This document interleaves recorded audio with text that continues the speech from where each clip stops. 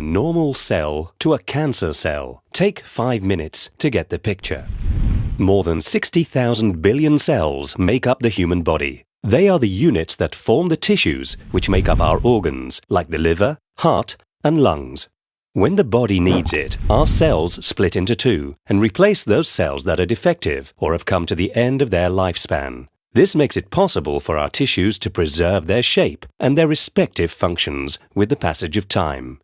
Every cell is therefore programmed to multiply and die.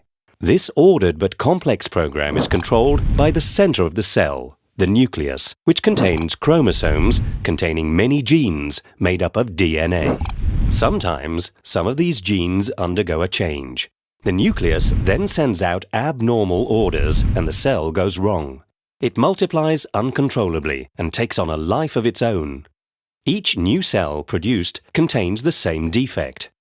The cells proliferate chaotically and form a tumor. This process may be short, but is often long. 10 to 30 years may separate the birth of a first abnormal cell from the appearance of a tumor of about 1 cubic centimeter. The tumor forms many blood vessels in order to survive. These will supply the tumor with oxygen and nutriments, allowing it to live and grow. This is what we call the phenomenon of angiogenesis. The tumor, however, only really becomes dangerous when the cancerous cells begin to invade through the vessels into the adjacent areas and spread to the surrounding organs. These cells can then invade other parts of the body, multiply and produce new tumors. Metastasis is the term used for this spreading process. But why does a cell become cancerous? There are many factors, and they can exist to different degrees.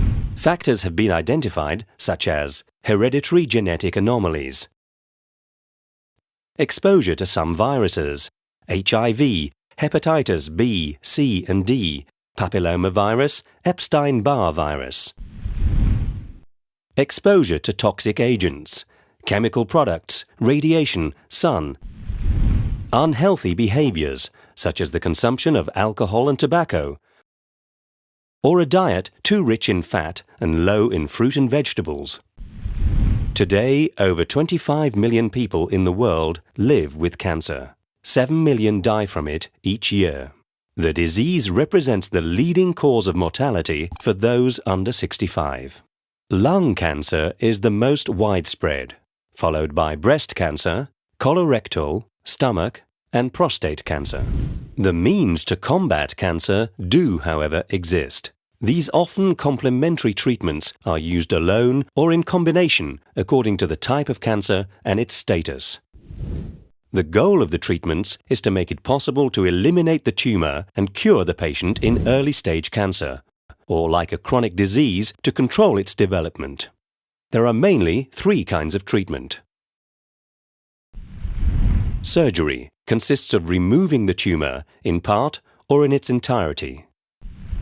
Radiotherapy exposes the tumor to radioactive rays, which prevent the diseased cells from multiplying and destroys them. Chemotherapy consists of administering systemic medicinal substances to destroy the cancerous cells or prevent them from spreading. Chemotherapy and radiotherapy act on cancerous cells, but also on healthy cells, which explains their side effects. But today, better knowledge of the characteristics of cancerous cells makes it possible to develop therapies that target the